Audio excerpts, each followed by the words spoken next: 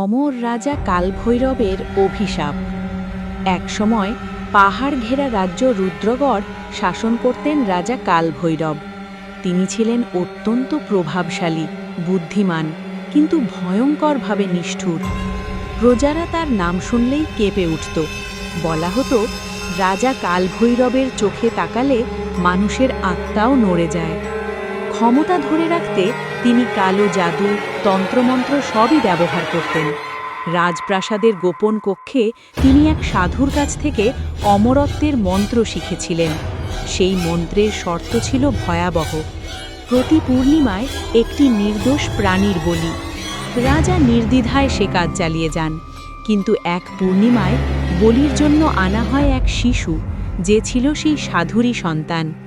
এই পাপের ফলেই সব বদলে যায়। সেই রাতেই আকাশ অস্বাভাবিকভাবে কালো হয়ে যায়। বজ্রপাতের আলোয় দেখা যায় রাজপ্রাসাদের দেয়াল থেকে রক্ত ঝরছে। সাধু রাজাকে অভিশাপ দেন, তুমি মরবে, কিন্তু মুক্তি পাবে না। রাজা থেকে ভূত হয়ে এই প্রাসাদেই বন্দী থাকবে। পরদিন সকালে রাজা কালভৈরবকে মৃত অবস্থায় পাওয়া যায় সিংহাসনে বসে, চোখ দুটো বিস্ফোরিত, মুখে জমে থাকা ভয়াবহ হাসি। তারপর থেকে শুরু হয় রুদ্রগড়ের অভিশপ্ত অধ্যায়।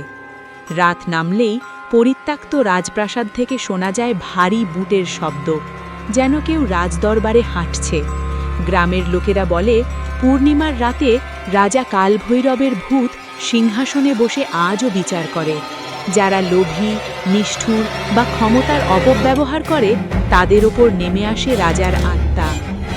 অনেক বছর পর এক ইতিহাস গবেষক অরুণ সেই প্রাসাদে প্রবেশ করে সত্য জানার জন্য।